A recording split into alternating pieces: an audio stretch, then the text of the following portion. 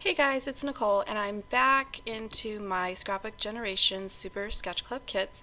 And this video, the kit is from August 2014, and this is the Super Saver layout number 1. And right there, I'm just showing you sort of how I had edited and sent my photos off to print. I had sat down with my kits and sort of pulled photos and then just dropped them into photo editing software, and just kind of anything that needed to be resized, I went ahead and resized it, squished as many as I could into one 4x6 and then sent them off to print.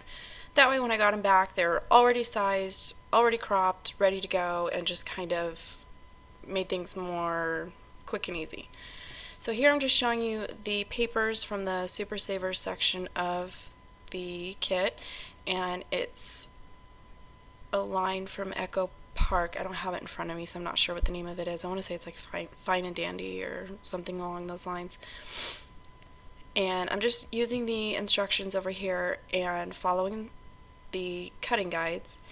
And I sped this portion of the video up quite a bit just because it's just kind of the maybe more tedious portion of it. And I never know if anybody's bored watching somebody sit here and cut paper. And I'm weird. That's kind of like my favorite part of the kit, is just kind of sitting down and not having to think and just kind of follow the directions, cut everything up, and then get to it.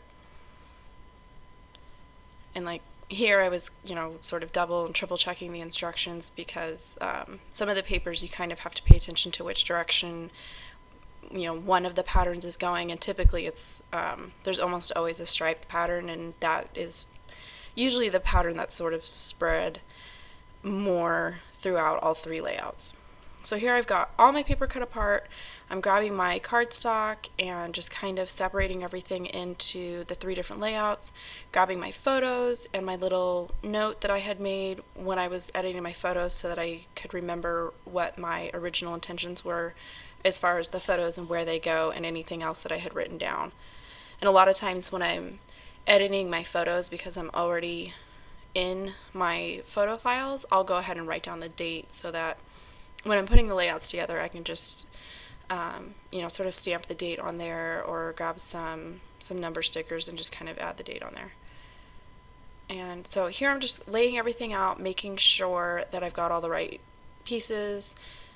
I have all the photos that I was planning on using, and then I went and just inked everything in a brown distress ink, and I cut that part out just because it was kind of long and boring. And again, I'm just using those instructions that are out of the frame to line everything up and just figure out where the papers are supposed to be. And I'm kind of just using that T-ruler to make sure that I'm getting my paper sort of at the measurement that the instructions had said. I think it was like an inch or an inch and a half from the bottom of the page, so I was just trying to make sure. And then this was the first time that I got to use this Stampin' Up! Trimmer. I had kind of been wanting to order it for a while, and my mother-in-law actually goes to a monthly stamp camp, and I had told her, eventually I was going to send her with a check and have her order it for me.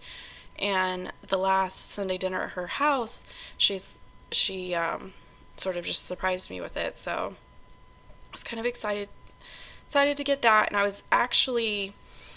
I had told her that I wanted to purchase the rotary blade with it because I kind of think that the trimmers with the rotary blades cut better, and I was actually really impressed with just the regular straight blade on the Stampin' Up! Trimmer. So I haven't even tried the rotary blade yet, and I think I cut papers for like 15 of these kits, and I have not noticed it dulling at all. And in fact, I actually cut up a bunch of cardstock and pattern papers for like 25 kits for my local scrapbook store, and it still isn't showing like any kind of dullness, and it doesn't have like two of the Frisker ones that I had, or Fiskars, whatever that brand is, they kind of always frayed the paper a little bit, and it was just enough that I didn't care for it, so I always was using a rotary blade because I felt like it cut smoother. So if anybody's looking for a good trimmer, I would suggest this one. And I haven't noticed any sort of issues with it not cutting straight or anything like that. And so at this point, I've just kind of laid down my photos and my papers on the left page, came over here to the right, just laying out my photos and adhering down the rest of those strips that I had cut from the striped paper. And a lot of times, I think even in the sketch and the instructions, like typically you butt the paper and your photos up together. I actually like to overlap my photos a tiny bit, and it sort of helps hide any issues with your photos not being like the same size or lining up.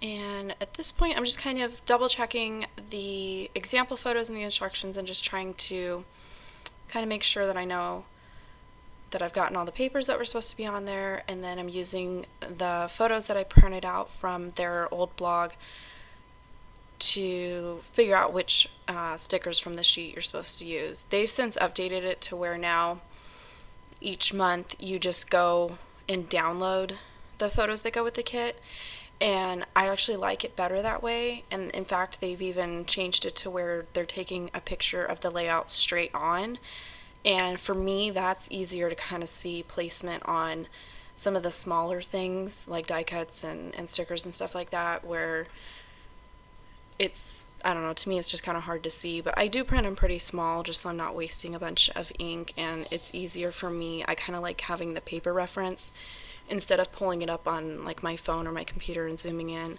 because when I'm done with the kit I end up keeping the sketches and I just file them away in a binder, and then I keep the photo examples just kind of, I don't know, I like seeing the example of like the completed layout with the sketch. It just kind of helps me think about maybe using different paper and stuff. And I just printed my journaling on some cardstock, inked it with the same ink, and just attached it next to the larger photo. So thanks for watching, and I will post some more videos in the near future. Thank you.